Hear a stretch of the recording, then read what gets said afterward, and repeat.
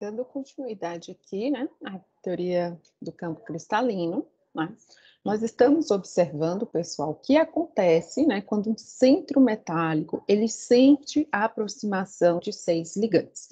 Vocês vão se recordar de quando nós estudamos lá a teoria de repulsão, né, dos pares de valência, né, os pares eletrônicos de valência, que quando nós temos, por exemplo, 6 ligações em torno de um átomo central, essas 6 ligações, elas conseguem, né, ficar ali numa disposição, né, e dar uma geometria octaédrica, né, para o composto. Então, a mesma coisa, que o mesmo pensamento é válido quando nós consideramos 6 cargas se aproximando do centro metálico, tá? Então, essas 6 cargas, elas vão tentar se aproximar do centro metálico, porque existe uma atração eletrostática, então as cargas negativas vão se sentir atraídas ali pelo centro metálico, carregado positivamente.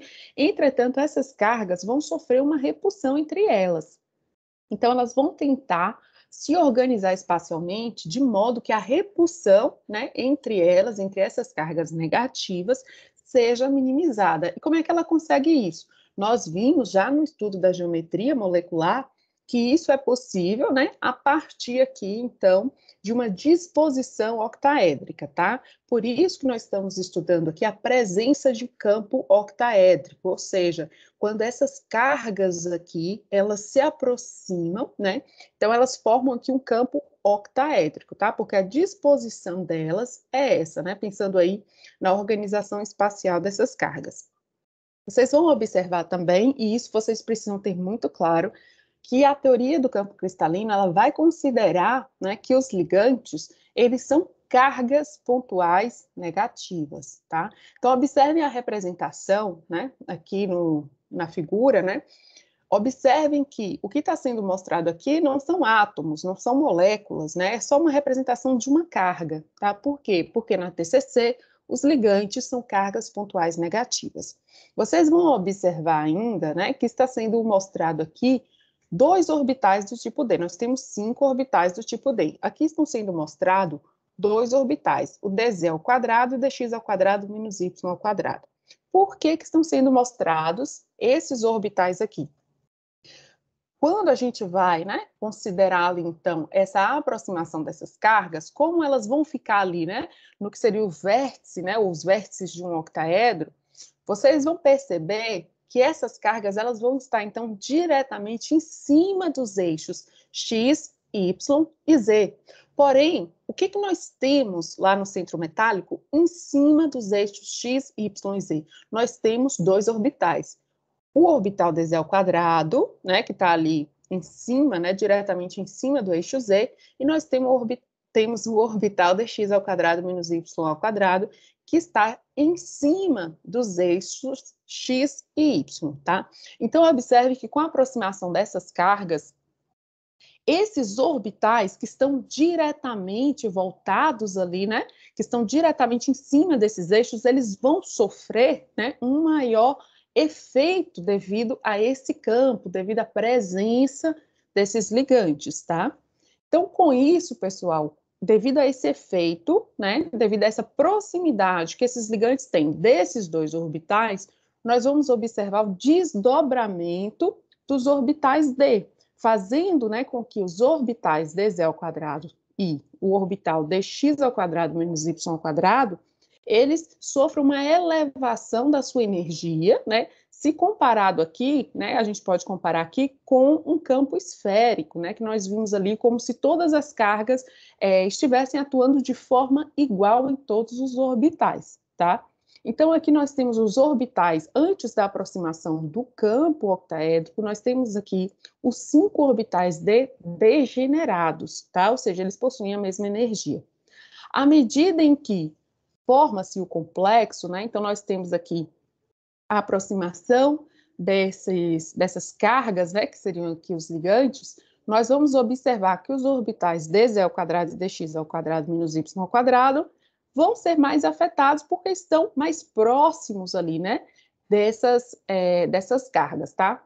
Em contrapartida, né, nós vamos ter que os demais orbitais D, que são os orbitais dxy, DXZ e DYZ, eles vão sofrer um abaixamento de energia, tá?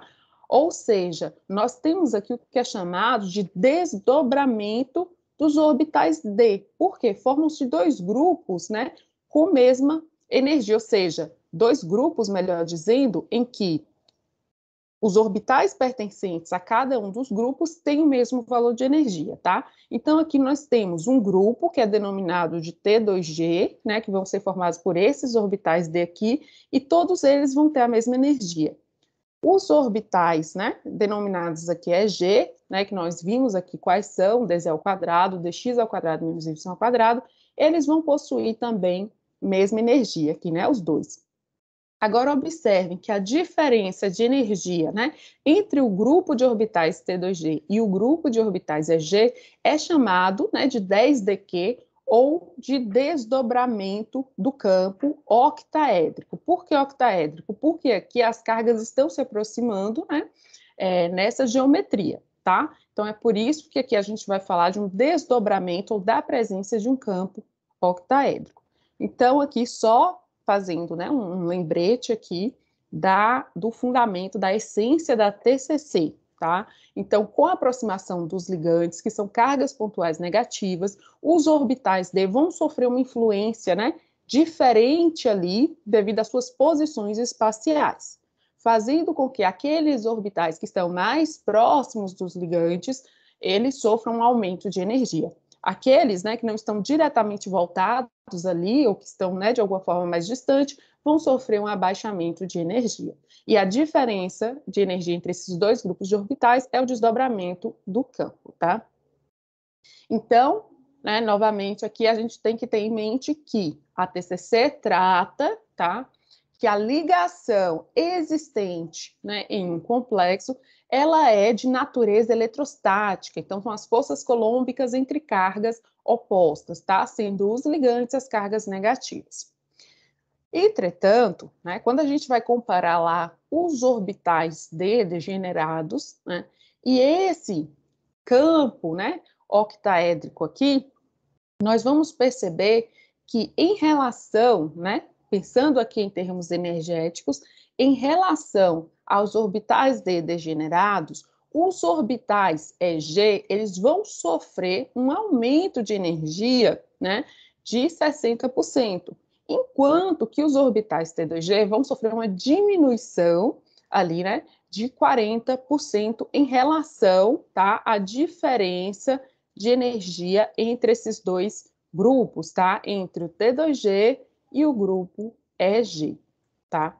Então, consequência disso, pessoal, nós vamos ter, né, que aqui, ó, 3/5, né, a mesma coisa de 0,6, tá? E aqui, menos 2/5, opa, 0,6, e menos 2/5 é a mesma coisa de menos 0,4, tá? Aqui foi só uma outra figura, com uma outra forma, mas são os mesmos valores, tá? Então, o que a gente vai observar aqui? Quando nós temos ali a formação do complexo e esses ligantes, né, então, estão ali próximos ao centro metálico, formando ali, né, um octaedro, né, ao redor do centro metálico, com esse desdobramento dos orbitais D, agora o preenchimento eletrônico, ou seja, quando a gente for colocar ali os elétrons, né, nesses orbitais D, eles vão se comportar de uma determinada forma, diferente do que ele se comportava, por exemplo, quando o íon era livre, ou seja, quando os orbitais D eram degenerados. Observe aqui o patamar de energia, e aqui vocês, né, vão se recordar que aqui sempre a gente está falando, né, que deveria ter uma setinha aqui indicando, na verdade, a energia, tá, para vocês se situarem, mas observe que nós temos aqui um patamar energético, quantos orbitais D são degenerados, tá? Então, observe o que acontece devido ao desdobramento do campo cristalino. Parte desses orbitais passam a ter uma energia menor. Então, esse elétron que antes tinha essa energia aqui, né, observe o patamar, ele passa a ter uma energia menor, porque agora existem orbitais D, né, com a presença do campo cristalino ali, né, no caso do campo octaédrico, vão existir orbitais D de menor energia, tá? Então, por exemplo, para uma configuração, né, D1, nós vamos ter aqui, né, que o preenchimento, nós vamos sempre seguir aquelas regrinhas, né, a regra de Hund, a regra de máxima multiplicidade, enfim. Sempre nós começamos a preencher os orbitais de menor energia para depois preencher os de maior energia, tá? Então, aqui, nós podemos considerar, pessoal, olhando só para essa figura aqui, nós podemos considerar que entre esse cenário aqui, ó, em que os orbitais D estão degenerados, e aqui com a presença, né, aqui a gente tem a presença do campo, a presença do campo octaédrico, a gente consegue ter um abaixamento de energia, né, para esses orbitais D aqui, né, que são os denominados T2G. Em consequência desse abaixamento, esse elétron aqui vai passar a ter também uma menor energia, tá? Então, observem, nós estamos falando aqui, né, e a TCC ela vai olhar bastante para o centro metálico, tá? Então, quando a gente compara o íon livre com os orbitais D degenerados, se ele fosse formar lá o complexo, ou enfim, né, ele livre lá, se não houvesse esse desdobramento dos orbitais aqui, a energia seria essa daqui, né, a energia aqui desse elétron. Entretanto, agora, com o desdobramento dos orbitais, né, nós vamos ter que esse elétron, né, ele vai ter esse abaixamento de energia. Então, isso, para o sistema, de modo geral, representa um abaixamento de energia, tá? Então, nós vamos observar que essa energia aqui, né, que vai ser agora, devido a esse desdobramento desses orbitais, ela é denominada de energia de estabilização do campo cristalino, tá? Por que energia de estabilização? Por que esse nome estabilização? Vocês vão se recordar, né, daquele meio que quase que um princípio máximo, né, de que quanto menor a energia de um sistema, mais estável é esse sistema, tá? Então, esse desdobramento aqui dos orbitais D permite que alguns dos elétrons tenham menor energia, portanto, isso representa uma estabilização, tá? Só que vocês vão observar também que se, por um lado, esses orbitais aqui, T e G, sofrem um abaixamento de energia, os orbitais EG sofrem um aumento de energia, e um aumento de energia significativo, tá? De 0,6.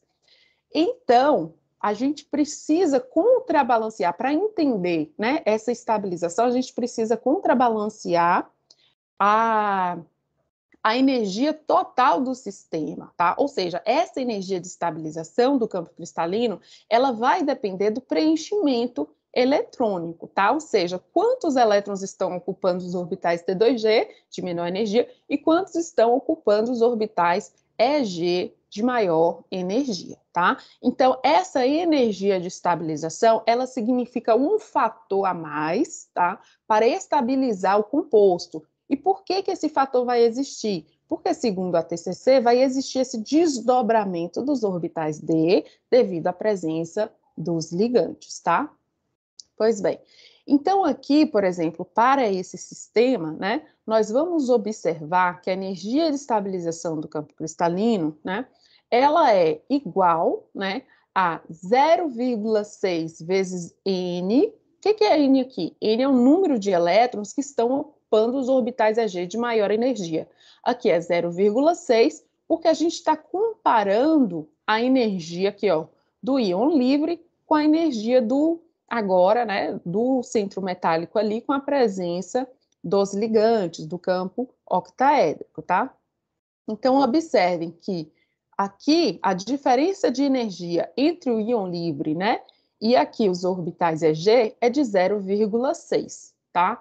Então, 0,6 vezes N, que é o número de elétrons que vão estar ocupando os orbitais EG, menos, e por que menos? Porque aqui a energia, né, desses elétrons que estão ocupando os orbitais T2G, ela vai ser diminuída por um fator de 0,4, tá? Então, menos 0,4 vezes m, que é o número de elétrons que estão ocupando os orbitais T2G.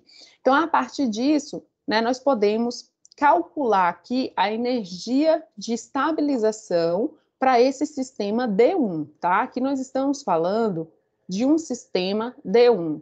Mas o que quer dizer exatamente esse sistema D1? Eu poderia dar para vocês, por exemplo, tá? Um complexo aqui, ó, titânio, né? Colocar aqui água, colocar 6 moléculas de água. H2O6, tá?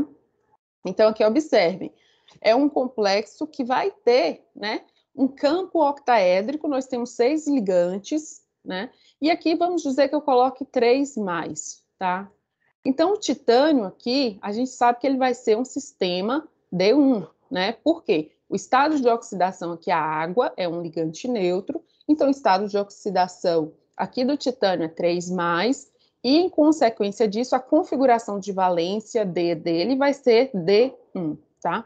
Então, quando a gente vai calcular essa energia de estabilização do campo cristalino, a gente vai observar que nós vamos ter lá nos orbitais EG, nós não temos nenhum elétron, né? Então, aqui no cálculo da energia de estabilização, nós vamos ter 0,6 vezes 0, tá? Aqui nos orbitais EG não temos nenhum elétron. N é o número de elétrons nos orbitais EG. Então, vezes 0, tá? Menos, agora nós temos 0,4 vezes M. Quem é M? O número de elétrons que estão nos orbitais T2G. Nós temos um único elétron aqui no orbital T2G, tá? Então, aqui M, o valor de M é 1, tá? E aqui nós temos, né, que tudo isso é multiplicado pelo valor, lembrando que o valor aqui, né, de desdobramento do campo octaédrico é um valor experimental, é um valor energia, tá? Aqui nós vamos ter, então, que o valor da energia, faltou um ezinho aqui, que o valor da energia de estabilização do campo cristalino para um sistema D1, tá? Ele vai ser 0,6 vezes 0 é 0, menos 0,4 vezes 1 dá menos 0,4, tá? Isso, né, vezes o desdobramento do campo octaédrico. Ou seja, nós vamos ter que, para esse sistema aqui, né, nós vamos ter uma estabilização igual a menos 0,4 vezes o valor, tá? Que é um valor experimental, como eu falei para vocês, do desdobramento do campo octaédrico, tá? O que significa isso aqui? A partir desse valor aqui, pessoal, menos 0,4. A gente sabe, portanto, que se esse valor está negativo, nós estamos falando de um abaixamento de energia. Então, um abaixamento de energia, ele vai estar dando para o sistema, né, uma maior estabilidade, tá? Isso significa, então, né, que nós vamos ter que, com a presença de um campo octaédrico, comparando com o íon livre, ou seja, como se não houvesse esse desdobramento dos orbitais D, se não houvesse, né, não teria essa estabilidade aqui, tá? Devido à presença desse desdobramento dos orbitais D, né, nessa configuração aqui, nós temos, então, um abaixamento de energia, fazendo com que esse aqui seja um complexo mais estável, tá? Ou seja, nós estamos dizendo que é mais interessante para o titânio, né, aqui o titânio 3+, que ele tem essas 6 moléculas de água ao redor dele, tá? Do que se ele estivesse lá no seu estado, né, como se fosse um íon livre, tá? Então, essa é uma comparação. Então, com o desdobramento, o que a TCC vai dizer? Que esse desdobramento dos orbitais D pode gerar uma maior estabilidade, tá? Só que aí nós vimos, então, e aqui eu estou fazendo, né, uma recordação, porque pelo fórum lá de dúvidas eu vi, né, que vocês talvez não tenham compreendido muito essa parte. Então, estou voltando aqui nesse ponto, porque isso é fundamental da teoria. Então, se não entendeu isso aí, vai ficar difícil, né, para a gente entender os próximos passos aí, né, o que mais a gente vai estudar aqui dentro da TCC, tá? E as implicações, né, que a TCC tem, tá bom? Então, para uma configuração D1, nós vimos o que acontece. Para uma configuração D2 e D3, nós sabemos, né, que ali pelos princípios, né, que regem o preenchimento dos orbitais, nós sabemos que os outros 2 elétrons vão entrar cada um em um orbital T2G, né? Para respeitar ali aquele princípio da máxima multiplicidade. Porém, quando nós temos uma configuração, né, a partir de D4, aí muda um pouco. Por quê? Porque quando nós temos a configuração D4, nós podemos ter dois sistemas. O quarto elétron pode entrar ou num orbital T2G, né, se emparelhando ali com outro elétron que já está, ou ele pode ir para um dos orbitais EG, tá? Então, observem que, em um dos casos, quando há esse emparelhamento, nós vamos observar que aqui, né, e isso é importante vocês se recordarem, né, o elétron para se emparelhar, né, existe ali dois elétrons em um orbital, existe uma certa repulsão, tá?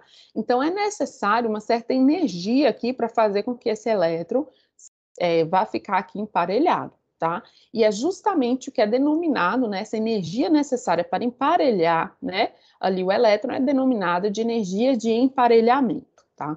Então, o que vai definir qual das configurações eletrônicas, né, um sistema vai ter, um sistema D4, por exemplo, é o valor dessa energia de emparelhamento, tá? Então, vocês vão observar aqui que todas as vezes que nós tivermos, ó, aqui nós temos os orbitais EG e aqui nós temos os orbitais T2G. Então, toda vez que nós tivermos que a energia para emparelhar o elétron, ela for maior, tá? Aqui, ó, P, energia de emparelhamento, tá? Então, toda vez que P for maior do que o desdobramento do campo, tá? Nós vamos ter que é desfavorável o emparelhamento. Por quê? Aqui, pessoal, é como se fosse uma balança energética. Então, a gente vai ver o que pesa mais. Se a gente vai gastar mais energia emparelhando, ou se vai gastar mais energia colocando esse elétron em um orbital mais energético, tá?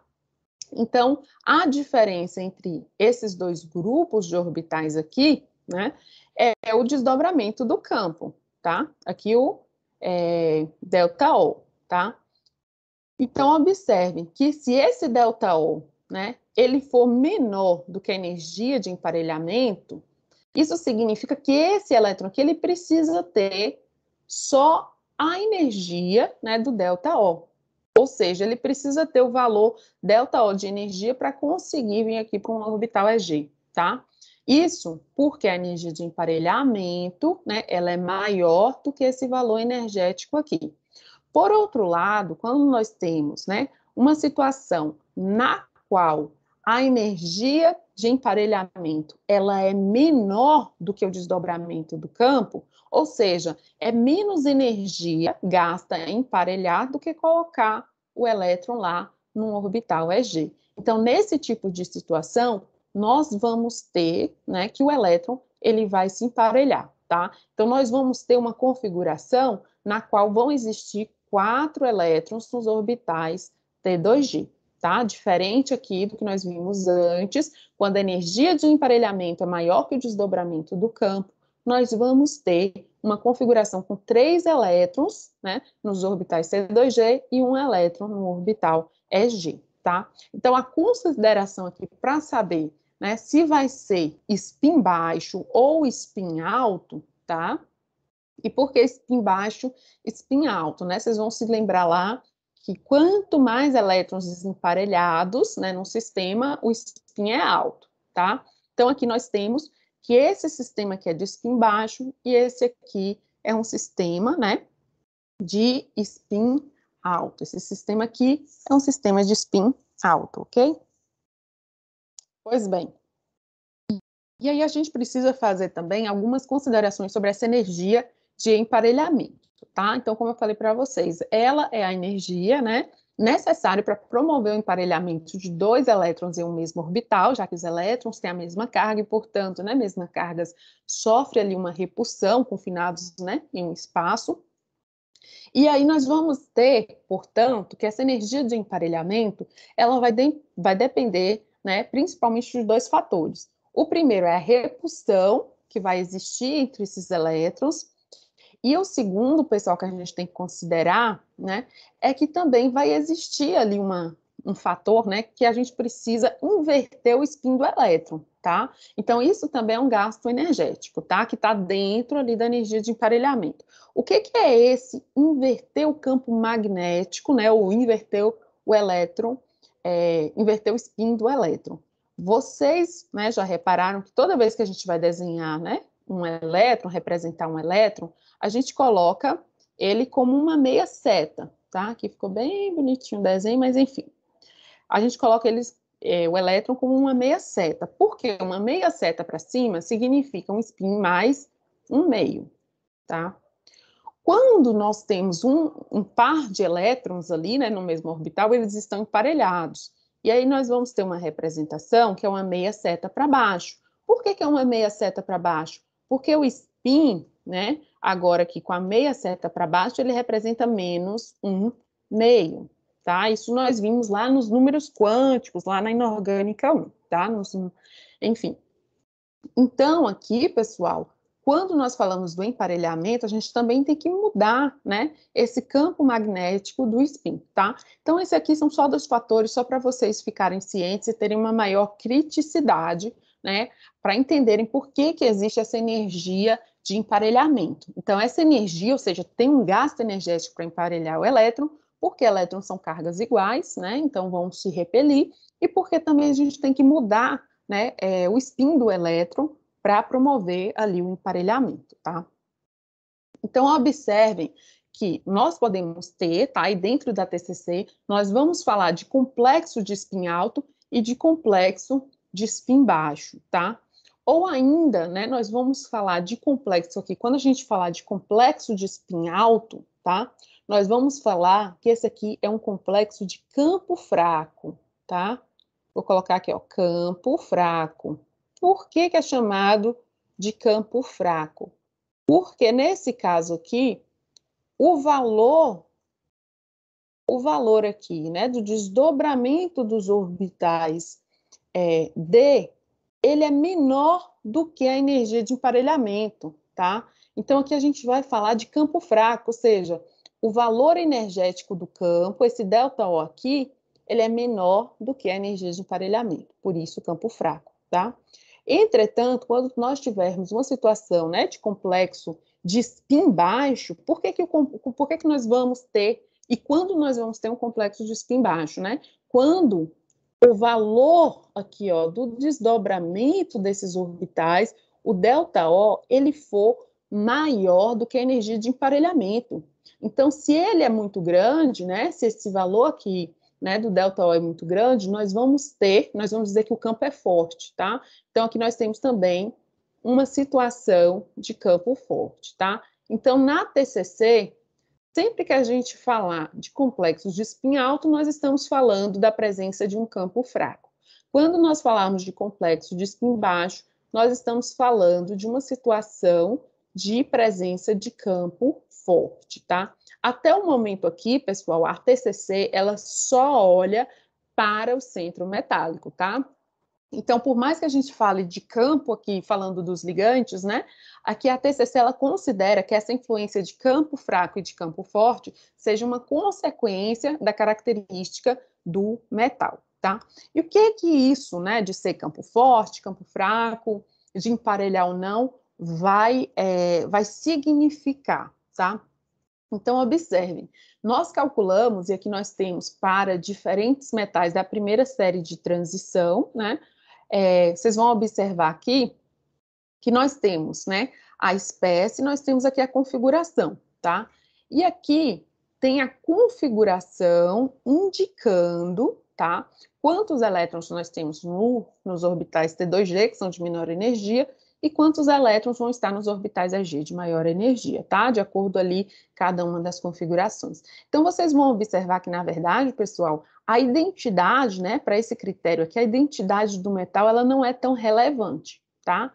Em termos da gente observar essa configuração até o momento que a gente tem a configuração D3. Por quê? Porque até D3, nós vamos ter que cada um dos orbitais T2G vai ter somente um elétron. Então, o que vai diferenciar aqui, vocês vão observar aqui, ó, tem campo fraco, nessa tabela nós temos campo fraco, campo forte, tá? Então, vocês vão observar que os mesmos valores de energia de estabilização, tanto num sistema de campo fraco, quanto num sistema de campo forte, até a configuração D3, ele é igual, tá? Para qualquer uma dessas espécies aqui. O mouse que está travando, não sei se vocês vão conseguir visualizar aqui o que eu estou apontando, tá? Mas, enfim, então, observem somente, deixa eu colocar aqui, acho que agora vai. Pronto, acho que agora vai. Vou colocar aqui o ponteiro, só para vocês. Pronto, acho que agora melhorou. Então, vocês vão observar, pessoal, que aqui, ó, D3, tá? Até a gente chegar aqui, né, numa configuração D3, a energia de estabilização, né, tanto no sistema de campo fraco quanto no sistema de campo forte, ela é a mesma, tá? Por que que ela é a mesma? Porque nós vamos ter a mesma configuração. Então, os 3 elétrons entrando aqui nos orbitais T2G. Quando a gente passa para a configuração D4, aí nós vamos ter um diferencial. D4, D5, D6 e D7, nós podemos ter situações de campo fraco ou de campo forte, tá? Então, para essas situações aqui, para as configurações D4, D5, D6 e D7, nós vamos ter sempre que analisar, tá? Se nós estamos falando de uma situação de campo fraco ou se nós estamos falando de uma situação ali de campo forte, tá? Observem, por exemplo, que para a configuração D4, a energia de estabilização do campo cristalino, ela é menos 0,6, né, vezes o desdobramento do campo num sistema de campo fraco. Mas quando a gente vai, né, para um sistema de campo forte, a energia de estabilização do campo cristalino é menos 1,6 vezes o desdobramento do campo, mais a energia de emparelhamento. Por quê? Porque aqui nesse sistema de campo forte, um dos elétrons vai estar emparelhado, tá? Ou seja, nós vamos ter um par de elétrons emparelhados, então conta uma energia de emparelhamento, tá? Por outro lado, lá na configuração D5, vocês vão observar, né?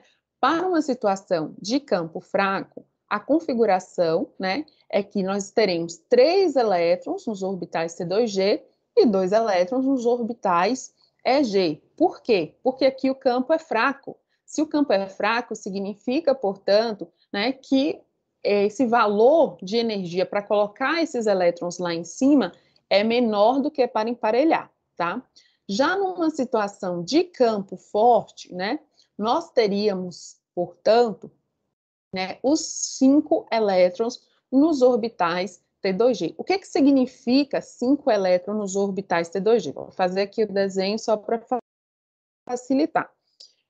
Apesar de estar aqui em cima, né, do slide, mas só para ficar mais fácil. Ó. Então, o que que significa 5 elétrons nos orbitais T2G?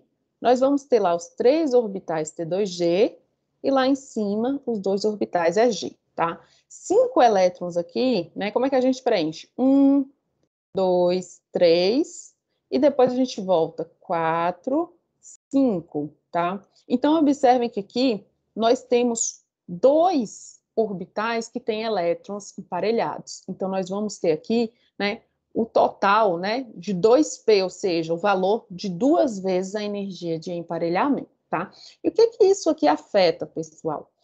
A energia de emparelhamento, ela é uma energia a mais, tá? Então, ao invés de estabilizar o sistema, é como se ela desestabilizasse, tá?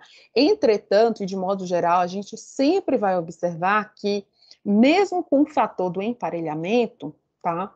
Sempre nós vamos ter uma estabilização para esses sistemas, ou seja, no final das contas, 2 vezes, né, aqui, o desdobramento, opa, deixa eu colocar aqui, 2 vezes, vou colocar aqui o ponteiro, 2 vezes o desdobramento do campo vai ser muito maior, tá, do que aqui, esse 2P, tá? Então, o que que a gente vai observar de modo geral, né? Observem que aqui, para esse sistema, né, nós temos, por exemplo, que o D5, né, ele pode ter uma energia de 0 vezes o desdobramento do campo, ou ele pode ter uma energia positiva aqui, tá? mais a energia de emparelhamento. Esse sistema aqui, ele vai nos dizer que o D5, pessoal, a configuração D5 é mais preferível ficar em campo fraco, tá? Por quê? Porque ficar em campo forte aqui é uma energia a mais, tá? Então, nesse caso aqui, os sistemas D5, né, preferencialmente, vão ser de campo fraco, preferencialmente, tá? Para a configuração D6, nós vamos observar, né, que nós temos aqui tanto uma situação de campo fraco, quanto uma situação também de campo forte, em que a energia de estabilização ela é diferente para esses dois sistemas. Então, numa situação de campo fraco, nós vamos ter, né, que a energia de estabilização ela é menos 0,4 vezes o desdobramento do campo. Num sistema de campo forte, ela é menos 2,4 vezes o desdobramento do campo. Então, observem só esse fator aqui, ó. É muito maior, é 2 vezes maior, né, do que aqui, ou melhor dizendo, né, ela é mais de 2 vezes, né, se a gente for observar aqui, ela é 6 vezes maior, né, na verdade, do que essa de campo fraco aqui, que é menos 0,4, tá? Então, só esse fator aqui, pessoal, como essa energia é negativa, isso quer dizer uma estabilidade para o sistema, isso é uma diminuição da energia do sistema, tá? E aqui nós temos mais 2P. Então, esse emparelhamento aqui, pessoal, essa energia de emparelhamento, né, por mais que a gente esteja falando, né, aqui de uma situação que gasta-se energia para emparelhar, mas essa energia de emparelhamento, ela é muito pequena comparada, né, ou sempre ela vai ser menor do que esse primeiro fator aqui, tá? Esse fator negativo aqui, menos 2,4 vezes o desdobramento do campo, ou seja, por mais que exista um emparelhamento, então, para emparelhar, gasta-se energia, tá? Mas por mais que para emparelhar os elétrons exista esse gasto de energia, isso vai ser compensado pelo fato de que num sistema D6 de campo forte, nós teremos, né, 6 elétrons com energia menor, porque os 6 elétrons num sistema de campo forte vão estar todos nos orbitais T2G, que tem menor energia, tá? Então, com isso aqui, pessoal, a gente começa a observar o que a presença do campo, né, ela faz, ou seja, um campo fraco aqui, ele estabiliza, mas ele estabiliza menos, né, para uma configuração D6 do que a presença de um campo forte. Ou seja, quando nós compararmos dois complexos, né, com configuração D6, e a gente observar que a energia de estabilização do campo cristalino, né, num sistema de campo fraco, vai ser menos 0,4, e num sistema de campo forte vai ser menos 2,4 vezes o desdobramento do campo, né, aqui desconsiderando essa energia de emparelhamento, a gente já percebe que uma configuração D6, preferencialmente, então, vai ser de campo forte, tá? Porque a estabilização do sistema vai ser maior. Para a configuração D7 também, nós vamos ter essa variação, tá? Então, aqui vocês vão observar que, para a situação de campo fraco, né, essa energia de emparelhamento aqui, ela é menor, né, do que aqui para uma situação de campo forte. Quando a gente vai lá para D8, D9, D10, isso já não faz diferença. Vocês vão observar que, independente de ser campo forte ou campo fraco, isso vocês podem fazer como exercício aí, né? Vocês vão observar que sempre numa configuração D8, nós vamos ter 6 elétrons nos orbitais T2G e 2 elétrons nos orbitais EG, independente de ser campo forte ou campo fraco. A mesma coisa, né, a mesma lógica, né, é seguida para D9 e também para a configuração D10, tá? Por que eu estou falando aqui dessa energia de emparelhamento? Isso aqui eu não vou cobrar não vou cobrar de vocês. Vocês vão observar que nos exercícios que vocês fizeram, né, tem inclusive o exercício do slide 43, eu não considerei energia de emparelhamento. Mas é importante que vocês saibam disso aqui, porque essa energia de estabilização, pessoal, é facilmente calculada, tá? Então, existe uma técnica, né, que é a espectroscopia no ultravioleta visível, que é possível medir esse desdobramento aqui do campo. Então, a gente consegue observar qual é a energia de estabilização do campo cristalino, tá? Só que o valor pode não dar exato experimentalmente, porque vai ter também, né, uma energia de emparelhamento, tá? Então, nos exercícios e aqui na nossa disciplina, eu não vou considerar, tá? Vocês não precisam se preocupar em colocar o fator energia de emparelhamento, mas é importante que vocês saibam, tá? E essa é uma das grandes belezas da TCC, é que a partir de um cálculo muito simples, a gente consegue, né, ter esse valor aqui de energia de estabilização do campo cristalino, tá? Então, não se preocupem aqui com esse fator, né, de emparelhamento, mas é importante que vocês saibam, né, caso algum dia vocês cheguem, né, a ver experimentalmente isso, né, então o valor pode diferenciar um pouco daquele dado experimental, porque tem o fator energia de emparelhamento, tá? E aí uma consideração muito importante, né, que a gente tem que fazer sobre essa energia de emparelhamento, é que nós temos que a energia de emparelhamento né, comparando ali as famílias, né, então, quando nós temos os elementos da terceira série ali, né, ou melhor dizendo, desculpa, da primeira série, né, dos elementos de transição, ou seja, quando nós estamos falando ali do quarto período, né, nós vamos ter que a energia de emparelhamento para esses elementos ela é maior do que para os elementos que estão no quinto período, e para os elementos do quinto período, a energia de emparelhamento vai ser maior do que para aqueles que estão no sexto período. E isso é uma consequência, pessoal, muito fácil de visualizar quando a gente pensa no tamanho dos orbitais, tá? Então, num orbital 3D, a gente sabe que um orbital 3D, nós estamos falando que ele está lá na camada 3. A camada 3 é mais interna que a camada 4. A camada 4 é mais interna que a camada 5. Então, como consequência, aqui, né, pensando num orbital D da camada 3, esse orbital dele é menor do que um orbital 4D. E um orbital 4D é menor do que um orbital 5D. Então, quanto menor for o espaço, o orbital em que os elétrons estão confinados, maior é a repulsão que eles sentem, portanto, maior é a energia para emparelhar esses elétrons, tá? Então, quanto menor for o orbital, maior vai ser a energia de emparelhamento, tá? Então, como uma consequência, né, disso aqui, nós vamos ter, né, que os metais, né, os complexos lá, né, dos metais que tem a configuração de valência lá 4D e 5D, eles vão ser geralmente, né, de spin baixo, tá? Então essa é só uma consequência devido a esse valor da energia de emparelhamento, ou seja, por que 4D e 5D vão ser geralmente de spin baixo? Porque as energias de emparelhamento neles são menores, né, já que os orbitais têm um volume maior, tá? Então aqui nós tínhamos, né, o exercício, que vocês já têm acesso lá, né, ao gabarito, tá? E aqui, pessoal, nós vamos, então, agora entender, né, o que acontece quando nós temos a presença de um campo tetraédrico.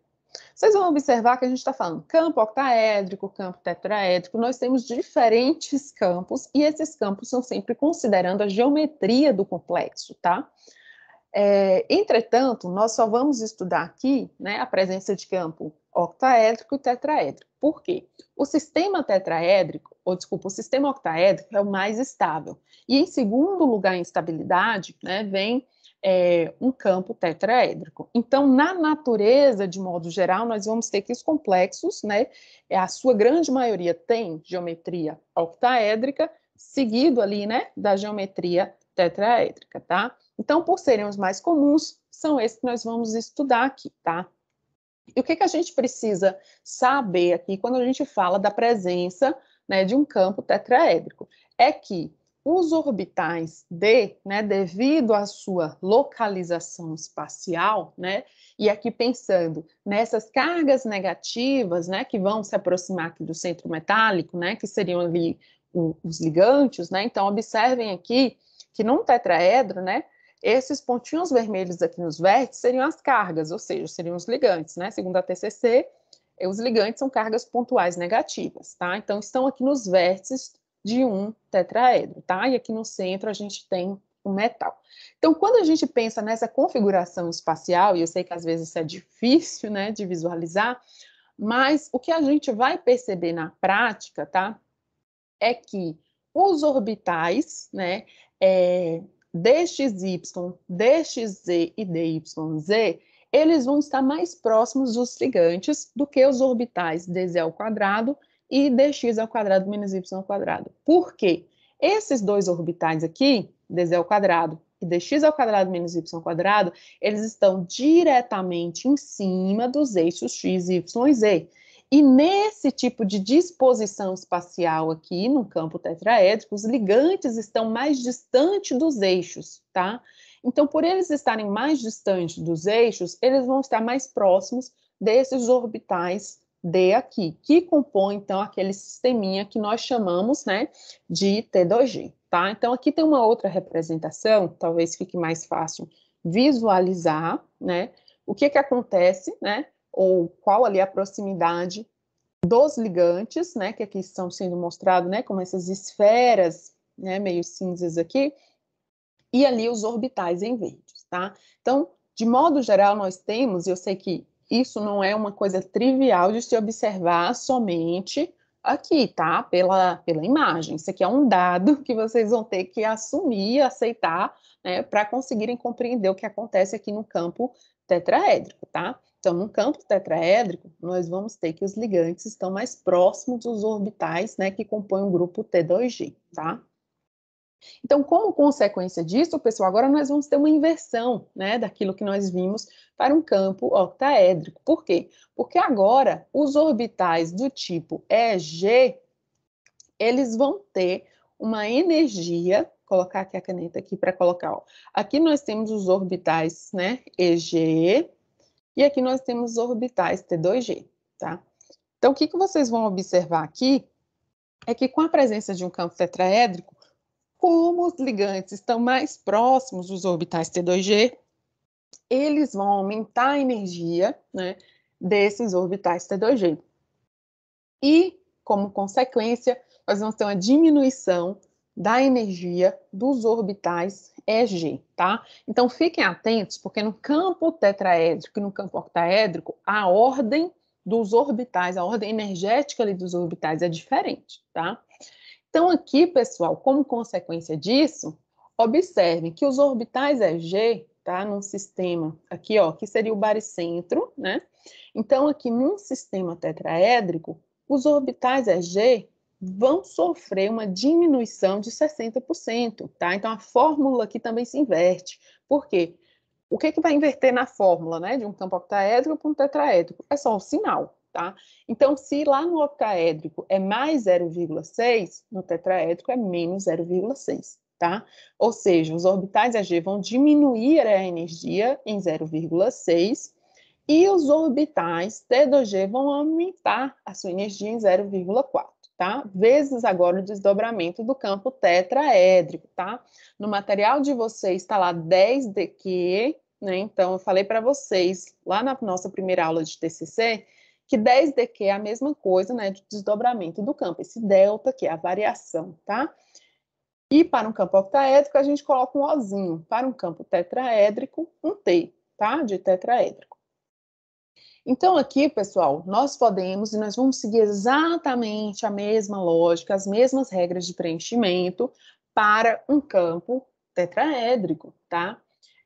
Observem que aqui, né, nós vamos, para qualquer sistema, nós vamos utilizar a mesma lógica, tá? Para a gente observar, então, aqui, qual vai ser a energia de estabilização do campo cristalino, pensando no campo tetraédrico. Então, vamos fazer, né, só uma comparação aqui do que aconteceria, né? Vamos colocar aqui uma situação do tipo D3, tá? Então, observem que D3, né, no caso aqui de um campo tetraédrico, como é que nós vamos preencher? Nós temos, vou colocar até de uma outra cor aqui a caneta, né, só para não confundir, colocar aqui na cor verde, pronto. Nós temos aqui, né, que pensando numa situação, né, nós também vamos ter campo tetraédrico, pode ser de campo forte ou campo fraco, tá? Quando a gente vai fazer ali uma situação de campo forte. O que que um campo forte faz? O campo forte, ele força o emparelhamento. Então, nós vamos preencher aqui, ó. 1, 2, e o terceiro entra aqui, tá? Opa! Aqui seria um outro elétron, tá? Aqui um elétron, aqui o outro emparelhado, tá? Então, aqui para uma configuração D3, campo forte, tá? Vou colocar aqui, ó, campo forte. Campo forte, ou seja, se o campo é forte, ele força o emparelhamento, tá? Então, campo forte, qual vai ser a energia de estabilização do campo cristalino para um sistema tetraédrico D3, campo forte? Nós vamos ter 0,6, né? Ou melhor, menos 0,6 vezes N. Quem é N? É o número de elétrons que estão nos orbitais EG. Nos orbitais EG, nós temos 3 elétrons, tá? Então, 3 mais 0,4 vezes M. Quem é M? O número de elétrons que estão nos orbitais T2G. A gente não tem nenhum elétron aqui, né? O sistema é D3. Já preenchemos, já colocamos os 3 elétrons aqui. Então, nesse caso, 0,4 vezes 0, que multiplica por dt, tá? Então, o resultado disso aqui, pessoal, é menos 0,6 vezes 3 vai dar menos 1,8, né? Então, mais 0, né? Porque 0,4 vezes 0 dá 0. Então, menos 0,6 vezes 3, menos 1,8 vezes o desdobramento, né, do campo tetraédrico, tá? Agora, vamos pensar numa outra situação D3. Vou mudar aqui também para facilitar a cor, né, da caneta. Vamos pensar agora em um campo fraco, tá? O que que acontece numa situação de campo fraco? Numa situação de campo fraco, né, nós vamos ter que a energia de estabilização do campo cristalino, e aqui a gente está considerando um complexo tetraédrico, tá? Então, professora, como é que eu vou saber se o campo é octaédrico ou se o campo é tetraédrico, tá? Aqui dentro da nossa disciplina, quando vocês verem 6 ligantes, vai ser octaédrico, e 4 ligantes, né, no complexo, a gente vai estar falando de um campo tetraédrico, tá? Então, aqui no caso, né, pensando num sistema, vou fazer aqui uma outra representação, tá? Dos orbitais EG, e aqui os orbitais T2G, tá? Pensando numa situação D3 de campo fraco, se o campo é fraco, ou seja, a diferença de energia, né, entre esses dois grupos de orbitais, ela é pequena, então o próximo elétron, né, ele vai entrar, o terceiro elétron vai entrar aqui num orbital de maior energia, num orbital T2G, tá? Então, como é que a gente vai fazer o preenchimento? 1, 2 e agora aqui 3, tá? Porque essa aqui é uma situação de campo fraco, tá? Então, campo fraco, né, ele não beneficia o emparelhamento, pelo contrário, né? Ele vai preferir colocar o elétron lá no orbital de maior energia, tá? Então, aqui, como é que fica a energia de estabilização do campo cristalino? Nós vamos ter menos 0,6, tá? Vezes, qual é agora o número, né, num sistema de campo fraco, que nós temos, né, qual é o número de elétrons nos orbitais EG, tá? M aqui é o número de elétrons nos orbitais EG. Nós temos 2, tá? Então, aqui 2. E aí, nós agora vamos para mais 0,4 vezes qual é o número de elétrons nos orbitais T2G. Num sistema de campo fraco, né, D3 aqui, nós temos 1 elétron, tá? Isso tudo aqui vezes o desdobramento do campo tetraédrico. Talvez pela letra aqui tá difícil, mas vocês vão acompanhando pelo áudio, né, o que eu tô falando. Isso aqui é um 1, tá? Que lá a gente só tem... Ixi, parecendo um 2, mas aqui é um 1, tá? Então, menos 0,6 vezes 2, nós vamos ter menos 1,2, tá? Só que menos 1,2 mais 0,4, por quê? Porque 0,4 vezes 1 é 0,4. Então, menos 1,2 mais 0,4 vai ser igual a menos 0,8, tá? Então, aqui nós vamos ter menos 0,8 vezes dt, tá? Aí, pessoal, o que a gente vai fazer a partir da análise desses dois sistemas, um sistema de campo forte e um sistema de campo fraco? Nós vamos observar que a maior diminuição, e esse sinal negativo aqui, para vocês não esquecerem, lembrem-se lá, né, de uma reação química, por exemplo, né, isso aqui é uma analogia, tá? Não quer dizer a mesma coisa. Mas lembra lá que num sistema, né, quando a gente tem lá uma reação que ela é exotérmica, né, ela tem uma liberação de energia, né, e qual é o sinal? O sinal é negativo, porque a energia, né, está sendo liberada, tá? Ou seja, se a energia está sendo liberada, o sistema está diminuindo a sua energia, tá? Então, pense nessa mesma lógica aqui para a energia de estabilização do campo cristalino. Então, quanto maior for o valor modular ali, né, o valor dessa energia, significa que o sistema está liberando mais energia e, portanto, está ficando mais estável, tá? Então, numa comparação aqui de um sistema campo forte com um sistema campo fraco, vocês vão observar que liberar menos 1,8 vezes o valor do desdobramento aqui do campo, né, é muito maior a energia do que só liberar menos 0,8, tá? Então, para um sistema tetraédrico D3, né, quando a gente for comparar um sistema campo forte um sistema campo fraco, um complexo que esteja em campo forte, ele vai ser mais estável, tá? Do que um sistema que esteja em campo fraco. As duas coisas, pessoal, pode acontecer, tá? Porque nós vamos ver que a TCC, ela só olha para o centro metálico, tá? Mas na lógica, e depois nós vamos ver, né, bem brevemente, que os ligantes, eles podem também, e eles vão ter uma interferência nesse valor de desdobramento do campo, tá? Mas segundo aqui, o que é que vocês têm que pensar aqui agora, né, já que a gente está estudando a teoria do campo cristalino, é que somente, né, o metal, ali, o centro metálico, é que vai interferir nessa energia, tá? Aqui só uma comparação para vocês observarem, tá? Aqui a energia, né, de um campo, quando a gente fala de desdobramento de um campo octaédrico e desdobramento de um campo tetraédrico, tá? Então aqui vai existir uma inversão, pessoal. Isso aqui vocês têm que sempre lembrar para não errar, tá? T2G, no caso de um campo octaédrico, né, vai ter menor energia do que os orbitais EG, tá? Se vocês conseguirem visualizar os orbitais D, né, os orbitais dz ao quadrado, dx ao quadrado, menos y ao quadrado, e tiverem também em mente a geometria octaédrica, isso aqui não é uma decoreba, né? Isso aqui é uma consequência lógica do que acontece. O tetraedro, né, é mais difícil de visualizar, né? Mas aqui, no caso de um tetraedro, né, nós vamos ter que os orbitais EG estarão mais distantes, né, dos eixos x, y e z, e como consequência disso, né, eles vão ter menor energia, os orbitais T2G aqui no campo tetraédrico vão ter maior energia, tá? Então, aqui a gente inverte a ordem desses orbitais.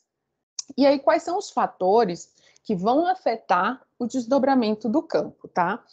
Segundo a TCC, nós vamos ter que a carga do íon central, ela afeta, ou seja, quanto maior for o número de oxidação do centro metálico, mais forte vai ser ali o desdobramento do campo.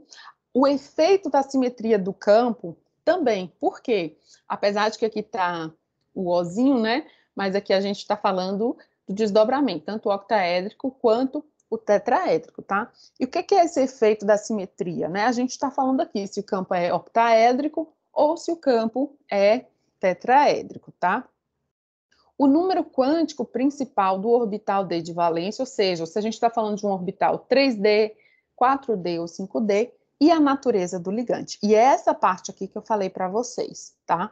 Então, a TCC, pessoal, ela não considera a natureza do ligante, tá? Então, o que a TCC vai considerar é só aqui, ó, só até o número quântico principal do orbital D de valência.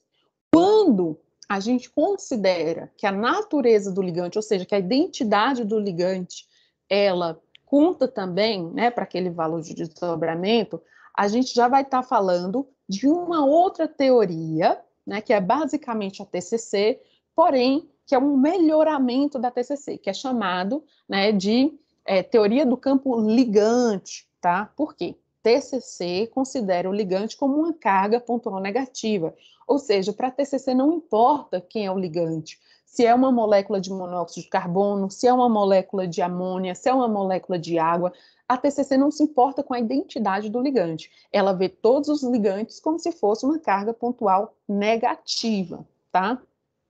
Já a teoria do campo ligante, tá? Que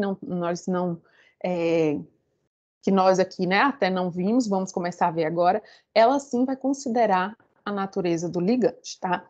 Então, quando a gente fala, pessoal, da natureza do metal, o que a gente está querendo dizer? É que a identidade do metal, né, e o seu NOx também, ele vai dizer, né, se o complexo vai ser de campo fraco ou se vai ser de campo forte. Como assim? Se a gente considerar, né, dois metais formando complexos com o mesmo grupo ali, né, de ligantes, pensando na TCC não importa, né, quem sejam os ligantes. Mas se a gente considerar, né, dois metais aqui, a TCC vai dizer o seguinte, por exemplo, que a platina, né, aqui a platina no estado de oxidação 4+, que ela desdobra muito mais o campo, ou seja, que ela é de campo forte, enquanto o manganês 2+, ele vai ser de campo fraco, tá? A série espectroquímica, pessoal, é uma série, é uma organização dos elementos, tá, que foi feita, baseando-se, né, em dados experimentais que observaram quais são os valores, né, de energia para os desdobramentos dos campos, tá, de complexos formados por esses centros metálicos, tá? Então, vou dar um exemplo aqui, ó, do que eu falei. Digamos, né, que foi feito ali uma análise do complexo de manganês, né, vamos colocar aqui um campo octaédrico, tá? Então, 6 moléculas de água, tá? Aqui manganês 2+, tá? E comparou-se o valor, né, do desdobramento com o da platina, também com a água, tá? 6 ligantes aqui, H2O, 6, tá? Aqui 4+. Então, numa comparação, né, aqui desses dois complexos, observou-se, né? Então, na verdade, foi feita uma análise para todos os complexos, né, desses metais aqui, com 6 ligantes água, tá? Então, só estou colocando aqui os das pontas aqui, né, dessa série espectroquímica que mostram os metais, tá? Observe, então, que o manganês aqui, ele é colocado, né, aqui nesse limite aqui, né, no extremo da série, como tendo, né, ou como sendo de campo fraco, tá? Ou seja, isso aqui, né, se a gente fosse pensar, apesar de ter aqui, né, os elétrons, mas o que isso aqui está querendo mostrar é que campo fraco significa que esse desdobramento energético aqui é menor, claro, né, do que o desdobramento energético aqui de um campo forte, tá? Então, se a gente fosse representar, sem considerar aqui os elétrons, tá? Se a gente fosse representar aqui em um patamar energético, né? Isso aqui seria a representação, né, para o complexo aqui para o aqua-manganês, né, o complexo com água e manganês, e aqui seria a representação para o complexo, né, de platina, né, com a água, tá? Ou seja, o complexo de platina aqui, ele desdobra mais o campo, né, do que aqui o manganês, tá? E aqui, pessoal, observem que essa série espectroquímica, ela foi organizada, né, vocês vão observar que, de modo geral, a gente pode falar que os menores números de oxidação, né, essa é uma generalização que a gente também tem que observar com cuidado, mas que quanto menor for o número de oxidação do metal, mais ele vai ser de campo fraco. Quanto maior for o número de oxidação do metal, mais ele vai ser de campo forte, tá? Então, é uma generalização, como eu falei para vocês, né? Que outros fatores têm que ser levados também em conta, tá? Então, aqui a gente tem a série que é chamada de série espectroquímica, ou seja, uma organização, né, de diferentes metais, a partir de dados experimentais, né? O que foi observado? Quais desdobram mais um campo do que os outros, tá? Então, manganês, um complexo manganês ali, ele desdobra menos o campo, por exemplo, do que o níquel, tá? O complexo aqui de níquel. Por outro lado, o complexo de cobalto, né, 2+, ele desdobra mais o campo, desdobra mais fortemente o campo do que um complexo de níquel, tá? Ou do que o níquel, no caso, né? E, novamente, o que é esse desdobramento? É a diferença de energia entre os orbitais T2G e os orbitais EG, tá? Aqui, pessoal, por exemplo, só por essa representação, eu sei que aqui nós estamos falando da presença de um campo octaédrico. Por que eu sei que é um campo octaédrico? Eu olho para esse desdobramento e eu vejo que os orbitais T2G têm menor energia do que os orbitais EG. Então, somente na presença de um campo octaédrico é que isso aqui vai acontecer. Se a ordem fosse inversa, se aqui embaixo tivesse os orbitais EG e lá em cima os orbitais T2G, eu saberia que a presença seria de um campo tetraédrico, tá? Pois bem, aqui só para lembrar vocês, né, que apesar de estar mostrando ali aquela série espectroquímica, quando a gente fala do bloco D, né, os metais de transição, eles têm estados de oxidação muito variáveis, tá? Então, apesar daquela série ali, a gente tem que observar realmente, toda vez que a gente for analisar, né, um complexo, a gente precisa observar os estados de oxidação que estão sendo mostrados, tá? Então, por exemplo, por mais que eu fale aqui manganês 2+, né, desdobra menos do que o níquel 2+, mas talvez o manganês, né, 7+, digamos assim, não vá desdobrar menos do que o níquel 2+, tá? Então, aqui a gente precisa olhar fielmente, né, para a listagem aqui de metais e seus estados de oxidação, tá? Ou seja, não significa que sempre o manganês vai desdobrar menos do que o níquel, depende do estado de oxidação desses metais, tá? E aí, pessoal, quando a gente entra falando da natureza do ligante, né, a gente já está falando aqui, na verdade, da teoria do campo ligante. Isso aqui não é TCC, isso aqui é TCL, teoria do campo ligante, tá? Então, vou colocar aqui, ó, TCL. Ela considera todos os argumentos que nós vimos até agora. Qual a única diferença da TCC para a TCL? Ela vai dizer que apesar do ligante ser uma carga lá, né, pontual negativa, mas ela vai dizer que a natureza do ligante também interfere, tá?